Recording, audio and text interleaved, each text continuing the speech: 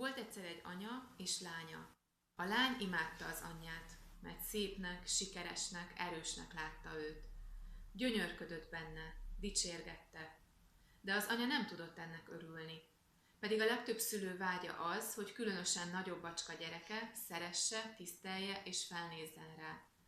Az anya egyre bánatosabb lett, pedig a lánya napról napra kifejezte csodálatát felé. Amikor már a lány is észrevette anyja szomorúságát, megkérdezte: mi a baj, nem szeretlek eléggé? Úgy érzem, egyre jobban szeretlek, becsüllek, miért vagy mégis szomorú? Az anya így felelt: nem az irántam való szereteteddel van a baj, abban semmi hiba nincsen. Azért vagyok szomorú, mert önmagadat nem szereted. Miközben engem dicsérsz, és egyre magasabbra emelsz, magadat annál kisebbnek érzed, és egyre jobban utálod. Nem tudod elfogadni azt, aki vagy. Csúnyának, kövérnek, kevésnek, butának és bűnösnek gondolod magad. Ez nekem nagyon fáj. Én akkor lennék boldog, ha elfogadnád, szeretnéd magad, és boldog lennél. Semmit sem ér, ha engem felmagasztalsz, magadat pedig ostorozod, és csak hibáidra figyelsz. Szeresd fele barátodat, mint magadat. De te nem szereted magadat, tehát nem szeretheted testvéredet, barátodat, szüleidet, gyermekeidet sem. Mit ér akkor, hogy engem imádsz, ha közben boldogtalan vagy? Akkor én hogyan lehetnék boldog? Azért szültelek, hogy boldog légy.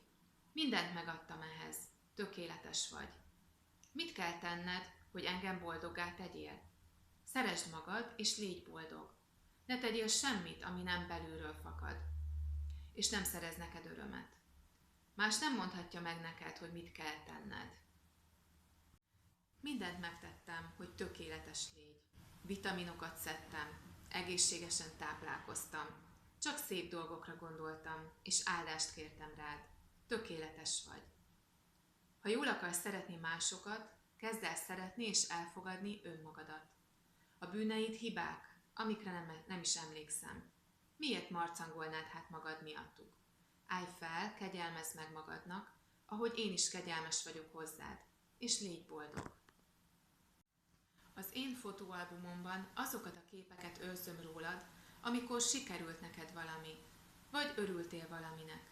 A kudarcaidról nem őrzök fényképeket. Ezt az albumot nézegesd te is, és készítsünk még ilyen fényképeket. Ha boldog leszel és szereted önmagadat, akkor képes leszel szeretni másokat is. Akkor velük is kegyelmes leszel. Majd a gyerekeidet is így fogod szeretni, és csak annyit fogsz elvárni tőlük, hogy önmagukat szeressék és boldogok legyenek, mert ebből következik minden. És majd együtt ragaszthatjátok az újabb fényképeket a fotóalbumba. Talán magadra ismertél ebben a történetben, mint gyermek, szülő, nagyszülő vagy tanár. De vajon felismerted-e az anyát? Isten ilyen anyai szeretettel fordul felénk, és ez az üzenete számodra is, akárhány éves vagy.